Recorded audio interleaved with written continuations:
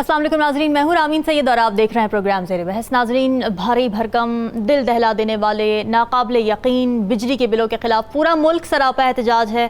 आवाम में शदीद गम व गुस्सा पाया जा रहा है और यूँ लग रहा है कि बस अब आवाम के सब्र का पैमाना लबरेज हो चुका है। कहीं बिल फाड़े जा रहे हैं, कहीं बिल जलाए जा रहे हैं, कहीं बिल ना भरो तहरीक चल रही है और हुकूमत से पुरजोर मुतालिबा ये किया जा रहा है कि इजाफी टैक्सेस वापस लिए जाएँ। अब इस बिगड़ती हुई सूरत हाल के पेश नज़र निगरान वज़ीर आज़म अनवारुल हक काकड़ ने एक हंगामी इजलास बुलाया जिसका एक ही एजेंडा है कि आवाम को रिलीफ दिया जाए। मगर सवाल ये है कि ये आखिर होगा कैसे। अब IMF प्रोग्राम में होने की वजह से हमें कड़ी शराइत का सामना है जिस पर अमल दरामद करवाने के अलावा निगरान हुकूमत के पास कोई अपरेंटली चारा नज़र आ नहीं रहा। पावर सेक्टर का गर्दिशी कर्जा कम करने की शर्त पूरी करने के लिए टैरिफ रेट बढ़ाया गया है और सब्सिडीज़ ख़त्म की जा रही हैं, तो फिर रिलीफ मिलेगा कैसे? इस हवाले से मुख्तलिफ सियासतदानों और माहिरीन की तजावीज़ सामने आई है। मिफ्ता इस्माइल और ख्वाजा आसिफ साहब ये कहते हैं कि हुकूमत कम अज़ कम 300 यूनिट तक घरेलू सार्फिन के टैक्सेस कम कर सकती है।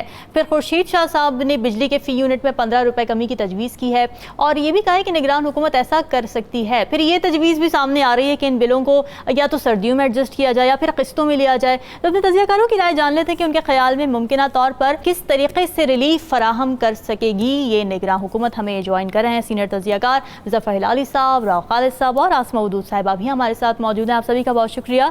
ज़फ़र हिलाली साहब, ये अच्छी बात थी कि निगरान वज़ीर आज़म ने नोटिस लिया, मीटिंग बुलाई, मुख्तलिफ तजावीज़ ज़ेरे गौर हैं, मगर आपको लगता है कि क्या उनके बस में है आवाम को रिलीफ फराहम करना इस मामले पर?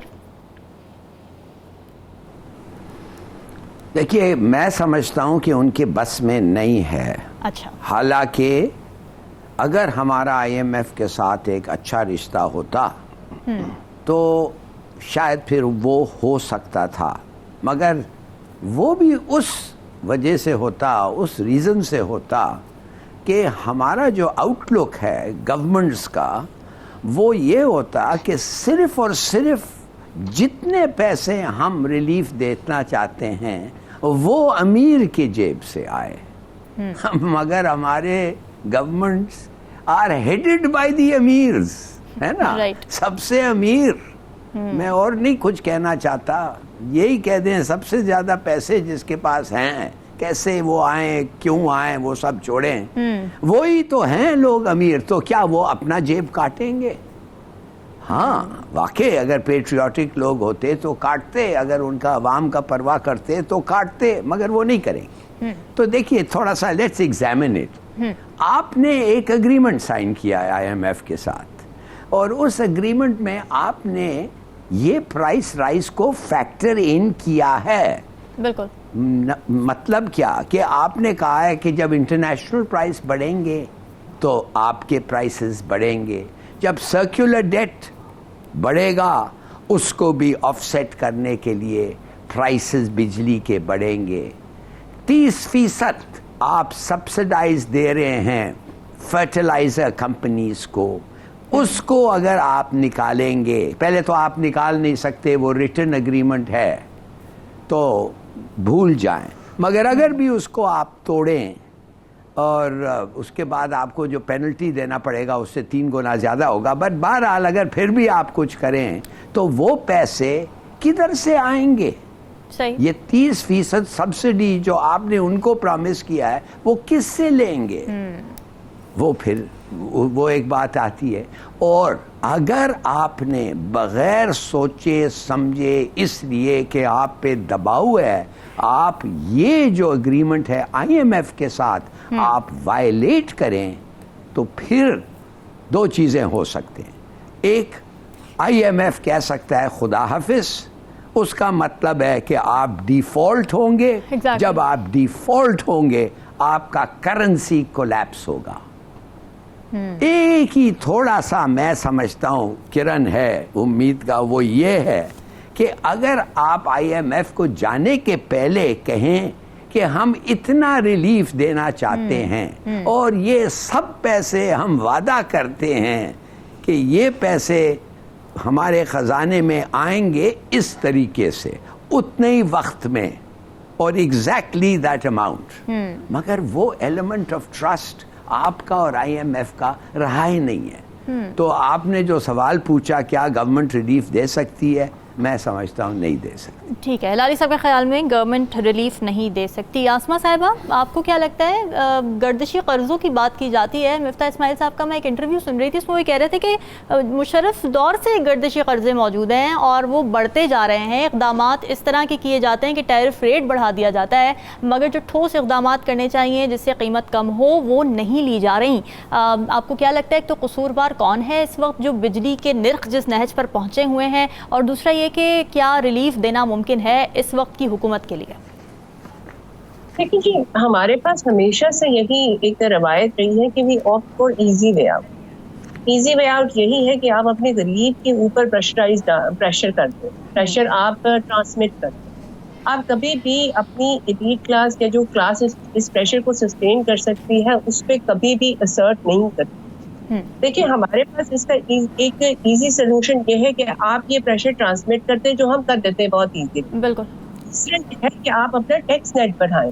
आप उन सेक्शंस को टैक्स सर्कल में लेके आए जो कि इस वक्त इकोनॉमी में इतना इफेक्टिवली कंट्रीब्यूट नहीं कर रहे, हालांकि they are the privileged one, वो इससे सबसे ज्यादा एडवांटेज ले रहे हैं। तो ये एक ऐसी डायमेंशन है जो हम हमारे पास सैडली हमारी गवर्नमेंट की कभी भी ये प्रायोरिटी नहीं रही।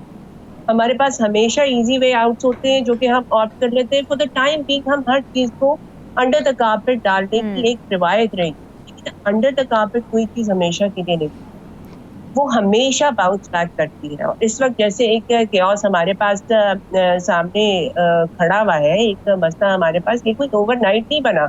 इसमें series of wrong decisions, series of wrong events में एक्यूमुलेट किए हैं तो हम यहाँ तक पहुंचे। दूसरी आपने बात की कि क्या ये गवर्नमेंट इसे सस्टेन कर सकती है। देखिए जी, हमने अभी तक जो हमारी इलेक्टेड गवर्नमेंट है उन्होंने कभी ये step in the right direction नहीं दिया। तो ये तो एक बहुत ही लिमिटेड मैंडेट के साथ एक गवर्नमेंट आई है जिसका सिर्फ बेसिकली प्राइमरी मकसद ये है कि जो पिछली पॉलिसीज है उनको लेके आगे चला जाए और इलेक्टेड गवर्नमेंट को लाके बिठा दिया जाए। ये बेसिकली बात सारी की सारी ये है कि हम गलत जगह पे उम्मीदें लगा के बैठे हुए, इनका काम इलेक्शन करवा के आगे चलना है। फॉर द टाइम भी जो भी प्रॉब्लम है इसके बारे में अगर ये कोई भी डिसीजन देते हैं, इलेक्टेड गवर्नमेंट उसको कहाँ तक लेके जाएगी, नोबडी नोज। IMF के साथ अगर ये कोई डीलिंग करते हैं, IMF अव्वल तो इस चीज को आई एम एक्सट्रीमली डाउटफुल कि वो एक केयर टेकर गवर्नमेंट के साथ किस लेवल तक जाके डील करने की, कॉम्प्रोमाइज करने के लिए तैयार होगी और क्यों होगी। बेसिकली पर्पस ये होता है कि उन्हें सस्टेनेबिलिटी चाहिए होती है डिसीजन की, जो सिर्फ एक इलेक्टेड गवर्नमेंट ला के दे सकती है। और वो इलेक्टेड गवर्नमेंट जितना जल्दी करेगी, हम इस सिचुएशन से निकलने के लिए एक रास्ता हमवार होगा। फिलहाल ये गवर्नमेंट क्या कर सकती है, ये गवर्नमेंट सिर्फ इसको मिटिगेट कर सकती है टू सर्टेन एक्सटेंट, मगर क्या इस सिचुएशन को रिजॉल्व कर लेगी, इसमें से कोई रास्ता निकाल लेगी, कोई लॉन्ग टर्म इसका सोल्यूशन ले आएगी, IMF के साथ ब्रेकअप कर लेगी, ये बहुत ही इनके चांसेस बिल्कुल ना होने के बराबर है, आयोटा से भी। ठीक है, राव खालिद साहब, आप अग्री करते हैं आसमा साहिबा की इस बात से कि ये तो मैंडेट है ही नहीं निगरान हुकूमत का, मीटिंग उन्होंने बुला ली है, तजावीज़ पर वो गौर कर रहे हैं, मगर क्या वो कोई डिसीजन लेने की पोजीशन में है, ख़ास तौर से उस वक्त जबकि IMF का मुआहिदा बड़ी मुश्किल से हुआ है और उसको सस्टेन करना निगरान हुकूमत की प्राइम रिस्पॉन्सिबिलिटी है इस वक्त इलेक्शन के अलावा? I totally agree. वो तो ठीक है, निगरान हुकूमत को बियॉन्ड उनके मैंडेट के एक फ्री फेयर इलेक्शन और एक इन्वायरमेंट क्रिएट करना जिसमें इलेक्शन बड़े अच्छे तरीके से मुनक़द हों, वो भी नहीं कर पा रही जो उसका मैंडेट है, तो बाकी वो मैंडेट से बाहर जाके क्या करेगी। और मज़े की बात है, जिनका मैंडेट है उन्होंने क्या कर लिया, सही बात है, जिनका रहा और उन्होंने क्या कर लिया। मैं प्रोग्राम शुरू होने से पहले डिस्कशन सुन रहा था आपकी कि टॉपिक्स वो रिपीटेडली आ रहे हैं और ये साल से आ रहे हैं, कितने दुख की बात है। एग्जैक्टली, दिहाइयाँ हो गई हमें ये बातें डिस्कस करते हुए, ये प्रॉब्लम डिस्कस करते हुए, और कुछ सोल्यूशन नहीं निकल रहा इसका। और जबकि सोल्यूशन सामने मौजूद हैं, उसमें कोई इतनी बड़ी कोई साइंस नहीं है, उसमें चोरी है, आपकी कैपेसिटी पेमेंट्स हैं, सर्कुलर डेट क्यूमुलेट होता है आपका, ठीक है, लाइन लॉसेज हैं। ये 4-5 मेजर चीज़ें जो आपको 3500 से लेकर 4000 अरब तक जो आपको कॉस्ट कर रही हैं, ठीक है। लाइन लॉसेस के ऊपर आप क्यों नहीं अपनी ठीक कर सके? वो तो सरकार ने करना था, लोगों का तो कोई कसूर नहीं उसमें। अगर आप लाइन लॉसेस अपने ठीक नहीं कर पा रहे, वो अगर 40% थे या थोड़े बहुत कम हुए हैं, तो क्यों नहीं अब तक ठीक हो? ये पिछले 20-30 साल से यही काम चल रहा है। उसके बाद थेफ्ट है। थेफ्ट का बड़ा सिंपल सा सलूशन है, आप प्रीपेड मीटर्स लगा दें, जो बड़ी दफ़ा प्रपोजल आई, लेकिन क्योंकि चोरी करनी है और लोगों ने भी, जिनकी जेब में पैसे जाने हैं करोड़ों अरबों रुपए, तो वो नहीं लगने देते प्रीपेड मीटर। आप जिस तरह फ़ोन यूज़ करते हैं, फ़ोन में चोरी होती है, आपके मोबाइल में नहीं होती ना। आप हाँ, तो वो आप प्रीपेड मीटर्स इंट्रोड्यूस करवा दें, उससे आपकी वो सारा मसला हल हो जाएगा। ना आप पे करेंगे ना आपको बिजली मिलेगी, पे करेंगे तो बिजली मिल जाएगी। फिर उसके बाद आ जाती है कैपेसिटी पेमेंट। कैपेसिटी पेमेंट है आपकी 1.2 ट्रिलियन, 1200 आपने देने ही देने हैं आईपीपीज को, जो आपने उनके साथ एग्री किया हुआ है। तो उसकी वजह क्या है कि आप आईपीपीज को मॉनिटर करते हैं कि वो अगर कोई आईपीपी कहता है कि जी मैं इस वक्त प्रोडक्शन नहीं कर सकता, तो उसकी क्या वजह है? क्या उसको फोर्स किया जाता है कि आप प्रोड्यूस करें, हम आपकी बिजली यूज़ करेंगे? उसका कई केसेस में मैंने देखा है कि कुछ लोग वैसे ही बंद करके बैठ जाते हैं कि चलो पैसे तो मिलते ही रहने हैं, हमें क्यों अपना तेल और बाकी चीज़ें ज़ाया करें और अपना जो लेबर है उसके ऊपर पे करें या लोगों को पे करें। तो वो इस तरह की सिचुएशन समटाइम्स हुई हैं बीच में। अच्छा। तो कैपेसिटी पेमेंट तो आप उसको रिड्यूस कर सकते हैं। आप जितनी आईपीपी से आप बिजली ले रहे हैं उसी को मैक्सिमम कंज्यूम करें, उसकी बिलिंग करें, उससे आप लें। फिर एक बड़ी इंटरेस्टिंग चीज़ मैं आज जब देख रहा था, सारे जब चल रहा था वो उसमें टैक्सेस फलां। अब ये क्या पावर डिस्ट्रीब्यूशन कंपनीज का काम है कि एफबीआर के लिए इनकम टैक्स इकट्ठा करे और जीएसटी इकट्ठा करे और पीटीवी के लिए फीस इकट्ठी करे? बड़ा वैलिड पॉइंट। ये सारे लोगों की जो टैक्सेस हैं वो सारे टैक्सेस इकट्ठे करके वो उनको दे, ये इनका काम तो नहीं है ना। मसला ये है कि अगर ये इकट्ठा कर रहे हैं तो पहले तो अपने घाटे पूरे करें ना, अपने जो नुकसानात हैं उनको एड्रेस करें, उसके बाद उनकी तरफ जाएं। हल हर जगह पे मौजूद है लेकिन कोई करना नहीं चाहता। कल भी मैंने कहा था जो कमी है वो सिंसेरिटी की है। जो सिंसेरिटी से अगर आप काम करना चाहें तो ये सब कुछ हो सकता है, कोई ऐसा मसला नहीं है जो हल नहीं हो सकता। इसमें जो ओवरऑल जो इम्पैक्ट आ रहा है आपके ऊपर वो तकरीबन आप कह लें कि 4000 बिलियन का, जैसे मैंने कहा, वो आ रहा है। तो अच्छा। उसको तो आपकी सर्कुलर डेट जो है वो तकरीबन पीटीआई के दौर में वो 100 बिलियन तक ले आए थे पर मंथ। अब वो फिर दोबारा से सालाना, अब वो फिर दोबारा से 400-500 बिलियन पे जंप कर गया। तो उन्होंने भी तो कम किया था ना भाई, उनसे पूछ लो किसी से बुला के। उसके दौर में जो सरकारी अफसर अगर पॉलिटिकली नहीं कर सकते, जो सरकारी अफसर काम करते थे उनसे बुला के पूछ लो सही कैसे कम हुआ था ये। फिर आपकी इंडस्ट्री इस वक्त बंद होती चली जा रही है, तो आपकी खपत बिजली की नहीं है। आप कैपेसिटी पेमेंट, फिर कैपेसिटी पेमेंट में आप पैसे मुझ पे डालते रहेंगे। कल सेक्रेटरी साहब ने ब्रीफिंग की इनके यहाँ पे कुछ लोगों को बुला के, जर्नलिस्ट को, एंकर्स को। उन्होंने कहा जी जो चोरी होती है वो गवर्नमेंट अपनी जेब से पे करती है। तो गवर्नमेंट जब अपनी जेब से पे करती है तो वो अर्निंग कहाँ से आती है? वो वाली जो गवर्नमेंट अपनी जेब से पे करती है। हाँ। वो भी मुझसे ही लेते हैं ना, आप किसी सूरत में ले, टैक्स की सूरत में ले, अपने एफबीआर रेवेन्यू की सूरत में ले, कहीं से आप ले, वो तो मेरी जेब से ही जा रहा है। तो ये क्या लॉजिक है कि जी नहीं हम चोरी जो है बिलों में नहीं डालते, हम तो उधर से ले लेते हैं। तो असल मसला ये है कि वो खुलूस की कमी है, नीयत की कमी है। कुछ बंदा एड्रेस नहीं करना चाहता। चोरी हो, चाहे डिस्ट्रीब्यूशन लॉसेस को कम करना हो, चाहे ओवरऑल बर्डन जो है उसके ऊपर, पूरे इदारों के ऊपर वो करना हो, डिस्को की प्राइवेटाइजेशन हो, उसके ऊपर यही मसला है। अच्छा, मज़े की बात, नेट मीटरिंग। अब आपने अल्टरनेट एनर्जी लगाई जी, बड़ा शोर मचा, अल्टरनेट एनर्जी पे कई सालों से मचा, उसके ऊपर आप आ गए, सोलर पे आ गए, वो काम शुरू हो गया। इस महीने जितने सोलर वाले थे उनकी भी चीखें निकल गई। उनको 27,000, 40,000, 35,000 बिल उनको भी आके, जिनका जीरो या माइनस होता था।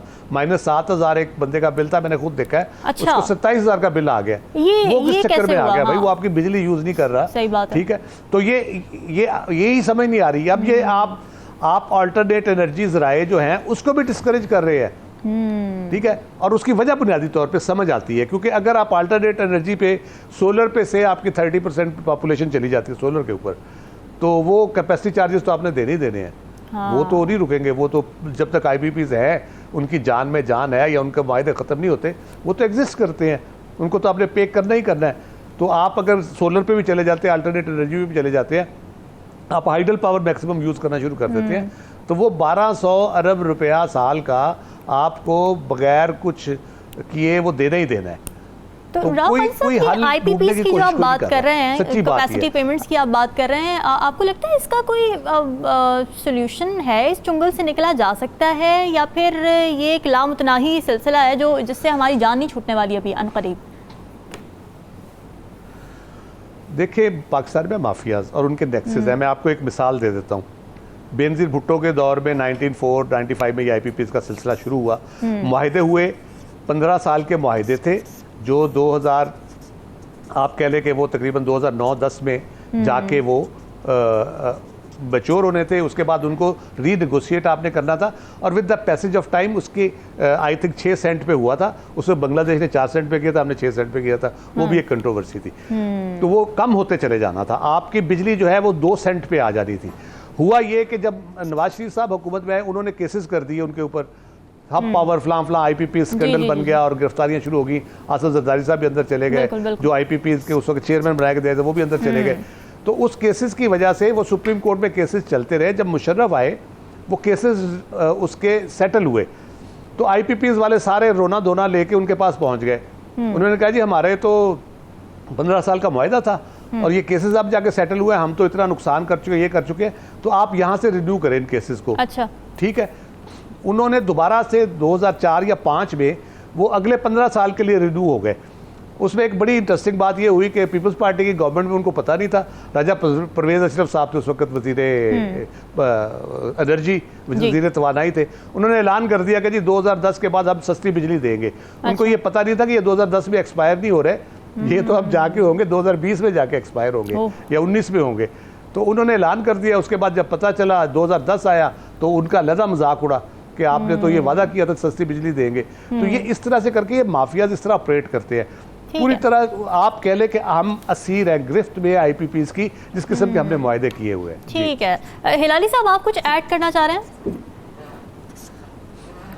देखिए, पहली बात तो ये है कि हम अब डिस्कस कर रहे हैं कि क्या हो सकता है पैसे बचाने के लिए। जैसे राव साहब ने कहा, ये एक पुराना डिस्कशन है कि लॉसेस और लाइन लॉसेस और थेफ्ट और ये और वो, और कैसे इस मामले को हल करें। आपका सवाल ये था कि गवर्नमेंट कुछ रिलीफ दे सकती है कि नहीं। मगर अगर हम बात कर रहे हैं आईपीपीस के बारे में, तो मैं अमेरिका में था जब वो पहला आईपीपी बना था। अच्छा, 1993-4 में शायद साइन हुआ था। अच्छा, देखिए, किस आदमी को जो गवर्नमेंट सर्विस में रहा है एंड नॉट इवन इन्वॉल्व्ड, माने उसमें शरीक ना हो, बट नियर इर्द गिर्द, किसको नहीं पता था कि ये आईपीपीस का क्या किकबैक मिले थे, किसको मिले थे और कितने मिले थे। और जब वो पता था और फिर भी कोई एक्शन नहीं हुआ, ये नवाज शरीफ का तो एक्शन, ये तो नाम नेहाद का था। दिस वाज वो हिज प्रॉब्लम वाज कि वो किसको मिला थे। It was the question of किसको मिला है किकबैक। इसको ये नहीं है कि किकबैक मिला है वो गलत है और किकबैक उनको ये जेल में डालो। वो था किसको मिला है, वो उनको क्यों मिला है। तो कहने की बात सिर्फ सादी ये है कि देखिए, अपने आप को शीशा में देख के कहें कि आप तो बड़े झूठे हैं ना, आप तो चोरी को कंडोन करते हैं। माफिया का मतलब चोरी और इलीगैलिटीज को कंडोन करना। अब आपको पता है, बल्कि हम बैठ के, हम 3-4 लोग जो सबको पता था कि क्या हुआ है, मगर हमारे पास, जाहिर है मेरे पास तो सबूत नहीं था। ये हम लोग सब चीज़ सबूत जिसका मांगते हैं, और सबूत अगर ना हो तो जितनी भी चोरी करके निकल जाओ कोई बात नहीं। तो मैं पूछ रहा था कि एक लिहाज से मैंने कहा चलिए शुक्र करें, दुआ करें कि करप्शन ख़त्म हो गया है, इसलिए कि इतने पैसे बाद करप्शन की, करप्ट होने की कोई ज़रूरत नहीं होगी। मुझे क्या पता था कि करप्शन का कोई पेट नहीं हो। जो लोग करप्ट होते हैं उनका पेट नहीं होता है, उनका एक रिजर्वायर नहीं होता है। तो मेरे ख्याल में लेट्स गेट रियल। ये जो लाइन लॉसेस और एफिशिएंसी और ये वो, चोर को पकड़ने के लिए गट्स हैं, अगर हैं तो ये मामला ख़त्म हो सकता है।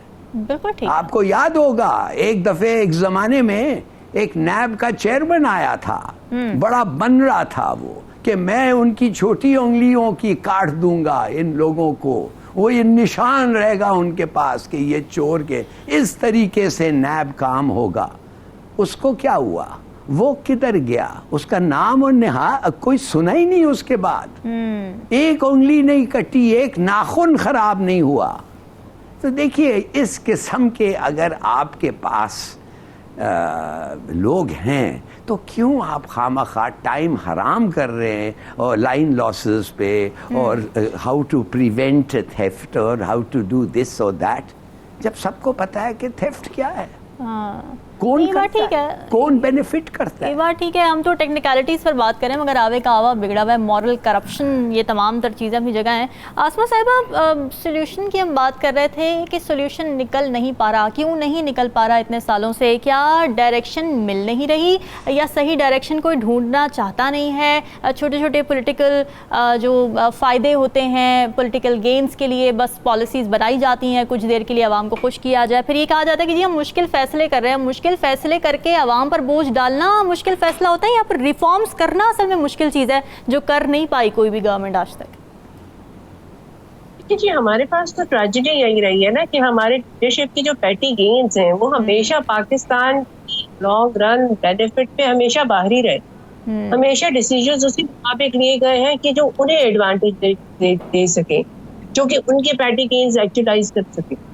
हम लोगों का तो पाकिस्तान कभी हमारी लीडरशिप की प्रायोरिटी रहा ही नहीं।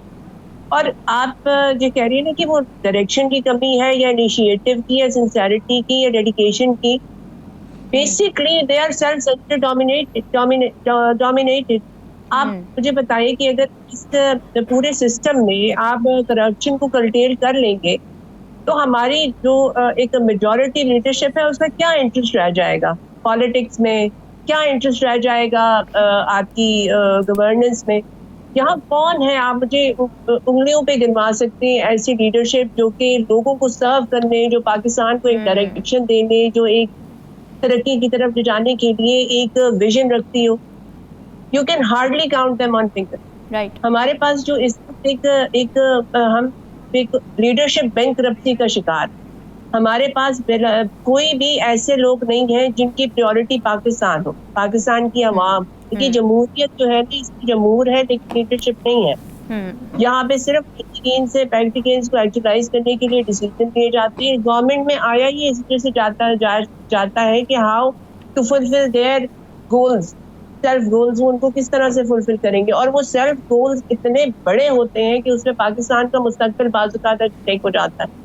ये जो IPPs हम अभी जिनसे आपको डिटेल्स बताएं जी, आप सोचिए कि जब डिसीजन ले रहे होंगे, जब ये सब कुछ हो रहा होगा तो वर पाकिस्तान या पाकिस्तान की आवाम उनके करीबी थॉट्स में भी होंगे? नहीं हो। यही हमारी ड्यूटी है। जब हमारे पास एक ऐसी लीडरशिप आए ना जिसकी प्रायोरिटी पाकिस्तान हो, जिसका इंटरेस्ट पाकिस्तान हो, तो फिर आप थोड़ा सा रिस्ट्रेन करते हैं कि इसके आगे इतनी वही जैसे सर की बात को मैं एंडोर्स करूंगी कि इतना ब्लैक होल ऑफ करप्शन, इसकी कितनी इसकी फेस है जो कि सेटिस्फेक्शन तक नहीं जा रही, उसकी एक लिमिट नहीं अटेंड हो रही, उसका बॉटम नहीं अटेंड हो रहा। इसमें बस it's a black hole of corruption जिसमें सब कुछ जा रहा है लेकिन वो सेटिस्फेक्शन नहीं आ रही। क्योंकि एक जगह सेटिस्फेक्शन आएगी तो उसके बाद लीडरशिप आवाम के लिए काम करेगी, लेकिन वो सेटिस्फेक्शन लेवल आके ही नहीं दे रहा। It's been 70 decades। तो ये बहुत ही एक ट्रैजिक बात है। इस पे सिर्फ क्या कहते हैं, इसके ऊपर सिर्फ डिपेंड किया जा सकता है, लेकिन hope still is there कि let's hope we have a better future, अगर the past is alarming। बिल्कुल सही बात है। और इस वक्त हम जिस तरह की सिचुएशन देख रहे हैं, आवाम सड़कों पर है और हुकूमत से बार बार मुतालबा कर रही है कि खुदा के वास्ते हमें रिलीफ फराहम किया जाए। नाज़रीन, डिस्कशन का सिलसिला जब वक्त एक ब्रेक का, स्टे विद अस।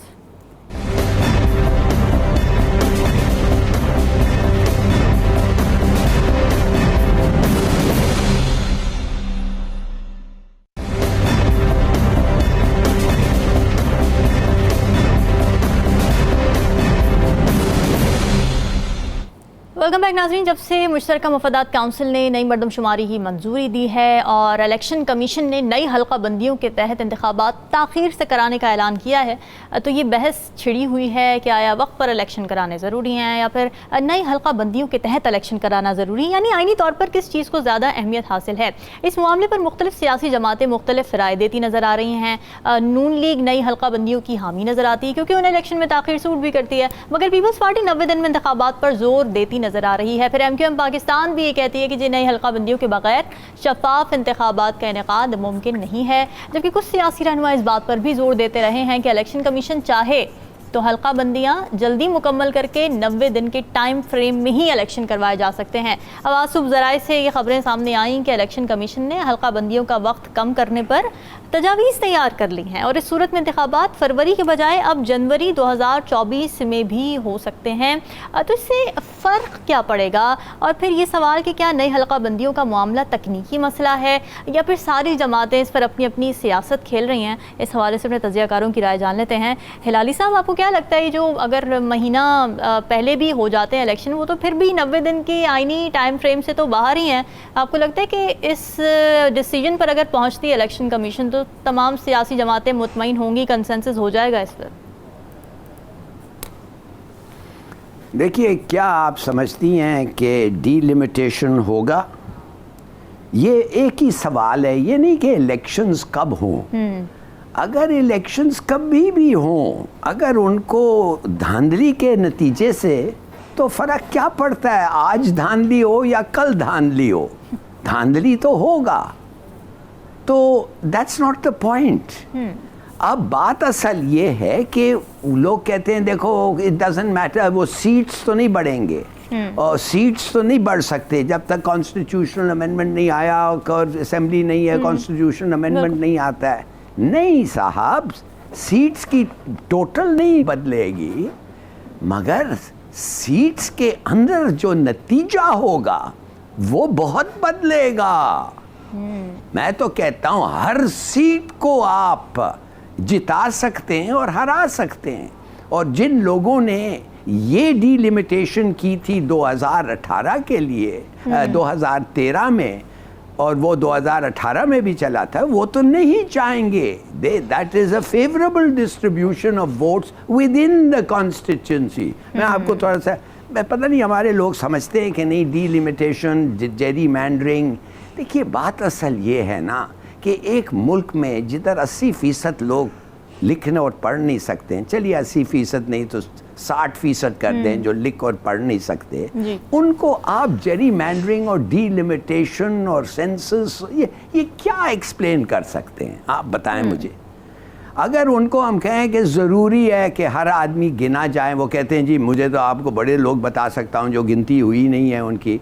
और बाकायदा पॉलिटिकल पार्टीज़ कहते हैं कि लास्ट काउंट जब हुआ था तो कराची की पॉपुलेशन 15 मिलियन से कम हो गई थी। या तो कमाल ये हुआ कि रूरल पॉपुलेशन बढ़ गई और अर्बन पॉपुलेशन कराची का इसलिए नहीं बढ़ा, इसलिए एक पॉलिटिकल पार्टी चाहती थी कि वो जो एलोकेशंस हुए हैं वोट्स के वो ऐसे ही रहें। मैं गया वोट करने के लिए 2018 में, मैं और मेरी वाइफ दोनों को कहा गया कि आपके वोट्स पहले तो कहने लगे कास्ट हो गए, फिर और शोर वोर जब किया तो पता चला कि 70 मील के फासले पे एक और कंस्टिट्यूंसी में आपका वोट डाला गया। 70 मील? तो क्या अब मैं 70 मील के फासले पे जाऊंगा वोट करने के लिए? It's like denying me my vote. Right. यही तो मैं कह रहा हूँ। अब देखिए 20,000 का एक कॉन्स्टिट्यूंसी होता है कि नहीं, 20,000 का या 30,000 का। मैं आपको बताता हूँ 1 लाख का भी होता है एक कॉन्स्टिट्यूंसी। बिल्कुल। तो वो जो 20,000 का कॉन्स्टिट्यूंसी है, वो जो 1 लाख का कॉन्स्टिट्यूंसी है, वो शायद 1,50,000 वोट्स एक पार्टी के आप ला के रजिस्टर कर गए दूसरे कॉन्स्टिट्यूंसी में। जब वोटिंग होगा वो वोट करेंगे उसी पार्टी के लिए जो पहले करते थे और वो पार्टी जीत जाएगी। हालांकि अगर वो ओरिजिनल कॉन्स्टिट्यूंसी होती तो वो पार्टी हार जाती। सही कहने की बात है, ये रिगिंग नहीं है, ये जेरी मैंडरिंग है ना। सही बात है। तो मैं कहना ये है कि आप जब भी इलेक्शंस करेंगे पाकिस्तान में एक इलेक्शन के अलावा, और वो इसलिए उधर धांधली नहीं हुई थी कि उनको फैसला ये हुआ था कि धांधली की ज़रूरत नहीं है। इंटेलिजेंस ने उनको बता दिया था, उनका इंटेलिजेंस उस वक्त का। 1971 की बात कर रहे हैं गालिबन। जी 70, हाँ एग्जैक्टली। वो उस वक्त एक जनरल शेर अली साहब होते थे जो मिनिस्टर ऑफ इंफॉर्मेशन थे, और एक और साहब थे जो इनके धांधली इंचार्ज थे। वो कहने लगे नो नीड, कोई नहीं जीतेगा। In other word, Yahya Khan साहब, आप किसको भी बना सकते हैं प्राइम मिनिस्टर और प्रेसिडेंट। एक पार्टी को इधर इसके मिला दें, दूसरी पार्टी को उधर मिला दें तो मेजॉरिटी हो जाए, आप बन जाएगा। उनको नहीं पता था कि पता नहीं कैसे कि ईस्ट पाकिस्तान में Mujibur Rahman every seat but one, Nurul Amin के सीट के अलावा वो हर सीट जीत गया और धांधली नहीं हुई। और इधर भी धांधली नहीं हुई तो भुट्टो जो था वो वेस्ट पाकिस्तान में 80 सीट्स ले गया। लेकिन इक़्तिदार की मुंतकली शफाफ नहीं थी हिलाली साहब उस टाइम पे, जिसकी वजह से मुल्क टूटा। यस, वो दुरमानी और मुमताज़ दौलताना वो तो चौंक गए थे, हिल गए थे। उन Wali Khan they didn't believe it. अच्छा खैर, कहने की बात यह है, तो अगर इंसाफ ठीक तरीके से वोटिंग नहीं हो सकता है तो क्या फ़र्क पड़ता है? आप सेंसस में चोरी करें, आप एरिया में चोरी करें, आप नंबर्स में चोरी करें, कम करें, परवर्ट करें, माफ़ करिए, ये तो हुआ ही है हर इलेक्शन में और इस इलेक्शन में भी होगा, पक्की बात है। ठीक है आसमा साहिबा, बड़ी एक मायूसी से भरी हुई तस्वीर कशी की है हिलाली साहब ने। वो ये कह रहे हैं कि जी सेंसस भी शफाफ नहीं हुए, फिर हल्काबंदियाँ भी शफाफ नहीं होंगी, जेरी मेंडरिंग की बात कर रहे हैं, शफाफ इंतखाबात भी नहीं होंगे, तो फिर हम ये क्या डिस्कशंस कर रहे हैं? आपकी क्या राय है इस पर? देखिए जी, एक इलेक्शन का फियर तो ऑब्वियस नजर आ रहा है। दे डोंट वांट इलेक्शन, वो इलेक्शन में जाना चाहते नहीं है इस वक्त। Basically things on the ground काफी कॉन्ट्रडिक्टरी है, जैसे कि एक्सपेक्टेशन के मुताबिक नहीं। और इस वक्त ये कहा जाए कि अगर कुछ डिजायरस रिजल्ट देने के लिए रिगिंग नहीं होगी या इलेक्शन बहुत ही एक ट्रांसपेरेंट हो जाएंगे, ये एक पैराडाइज में रहने वाली बात है, ऐसा मुमकिन नहीं। अच्छा, अब यहाँ पे एक चीज होपफुल हमारे पास क्या आती है कि हम इस वक्त जिस टाइम में है ना, हम एक इंफॉर्मेशन के सैलाब के अंदर जिंदा है। बेसिकली एक इंफॉर्मेशन टाइकून है हमारे इर्द गिर्द, सोशल मीडिया जिसको कहते हैं, उसने बेसिकली हर चीज बहुत मुश्किल बना दिया है। अगर आप बहुत ही सिंपल, जैसे पास्ट में हमारे पास रिगिंग भी हो जाती थी, हमारे पास इलेक्शंस भी बहुत ज्यादा क्वेश्चनेबल हो जाते थे, लेकिन दे गॉट अवे विद। अभी सब कुछ सकता है, लेकिन how easily they can get away with it, ये एक बहुत बड़ा मसला है। उसके लिए आप ये ब्रेनस्टॉर्मिंग्स हो रही हैं, उसके लिए स्ट्रैटेजी की जा रही है। मुझे तो यही, इस बात को मैं इस तरह से समझ सक रही हूँ कि डिले चाहिए, टारगेट यही है कि डिले चाहिए, डिले चाहिए थोड़ा सा ठंडा हो जाए, ठंडा होने के बाद इस चीज को ऐसे किया जाए कि इसकी एक्सेप्टेंस भी हो।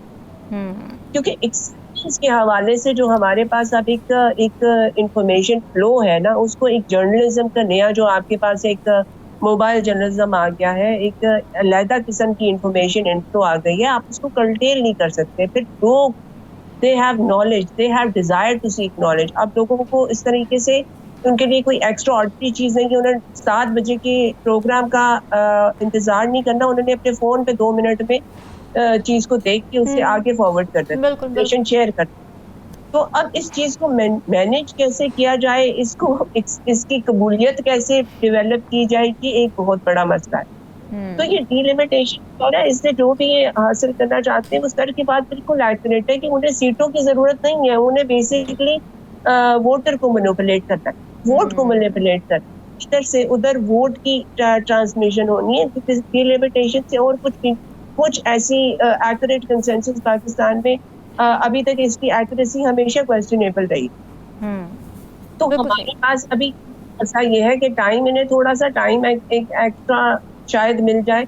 टाइम के साथ ये है कि इस चीज को इन्होंने कैसे एक जरा शुगर कोटेड मेडिसिन बना के लोगों को देना है। ये एक दो चीजें जिसकी वजह से ये इस पूरी सिचुएशन को इतनी इम्पोर्टेंस दे रहे हैं, वरना इसकी सिग्निफिकेंस इसकी सिग्निफिकेंस लाइक जितना टाइम इस पे और लगेगा, जितनी इंफॉर्मेशन लोगों को और मिलेगी, जितनी डिस्कशंस इस पे और होंगी, सिचुएशन ऑन द ग्राउंड इनकी एडवर्स ही जाएगी, वो इनकी भी कोई इतनी एडवांटेज होगी। ठीक है, मगर ये these are the 2-3 things that they need to sort it out before they go to election. ठीक है। और राव खालिद साहब, आपको क्या लगता है, क्या वाकई ये इतना बड़ा मसला है हल्का बंदियों का जितना बना लिया गया है कुछ सियासी जमातों की जानिब से भी, इलेक्शन कमीशन की जानिब से भी, और क्या इसकी आड़ में कोई ना कोई सियासी मफाद छुपा हुआ है जो कि प्रो हल्का बंदियाँ जिनको हम कह सकते हैं, जिन सियासी जमातों को? सियासी मफाद नहीं है, खौफ है।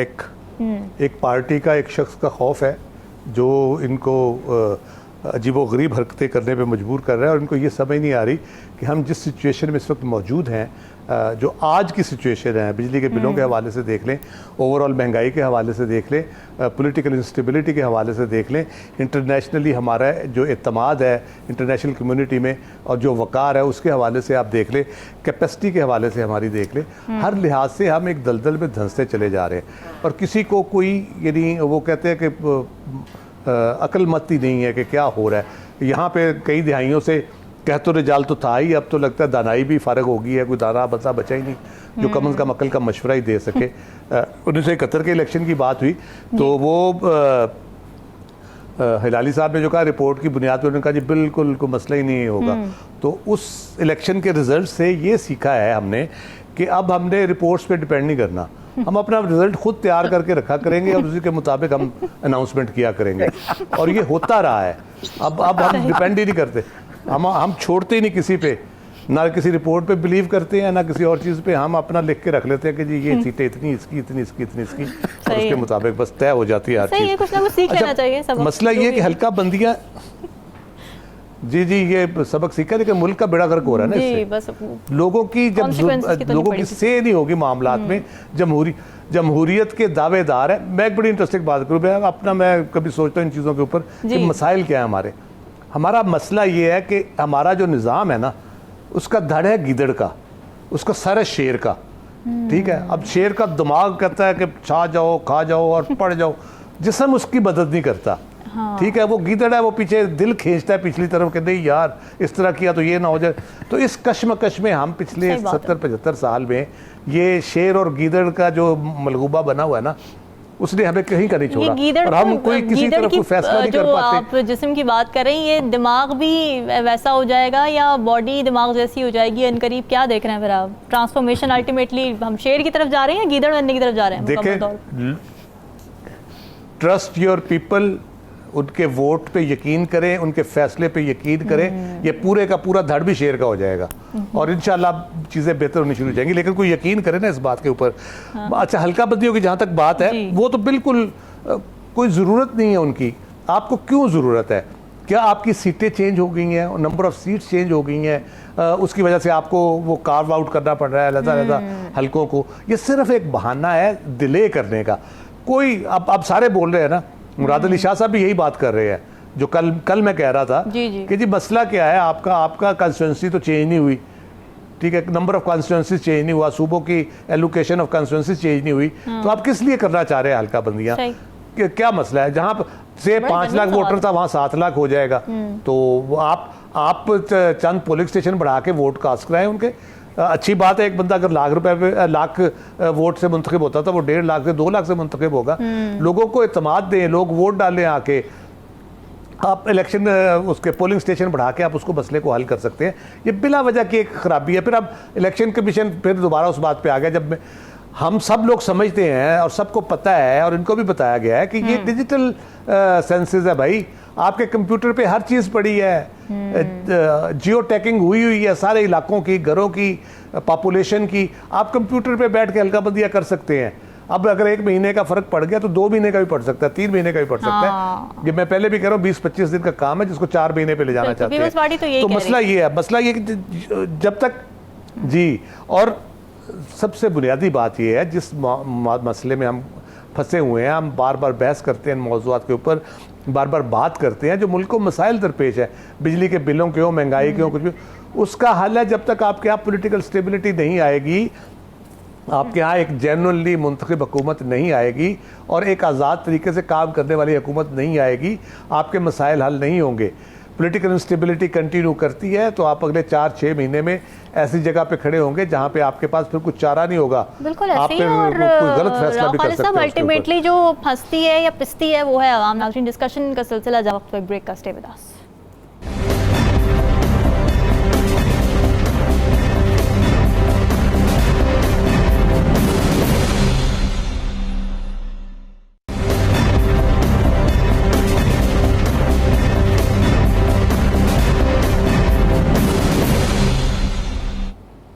गैर यकीनी मुआशी हालात, बढ़ती हुई महंगाई और दरामदात के साथ बैरूनी कर्ज़ों की अदायगी के दबाव ने पाकिस्तानी रुपए को चारों शाने चित कर दिया है। डॉलर की उड़ान पर काबू पाना अब एक मुश्किल तरीन चैलेंज साबित हो रहा है, जिसकी वजह से डॉलर अब रोज़ नए नए रिकॉर्ड्स बना रहा है। मुल्क की तारीख में पहली बार डॉलर के इंटरबैंक रेट 301 रुपये की बुलंद सतह पर आ गए और इसके मुकाबले में ओपन मार्केट में डॉलर बगैर किसी तब्दीली के 314 रुपये में मुस्तहकम तो रहा, लेकिन इसके बावजूद डॉलर के इंटरबैंक और ओपन रेट में 13 रुपए का नुमाया फ़र्क बरकरार है, जो कि IMF की 1.25% के फ़र्क की शर्त के ख़िलाफ़ है।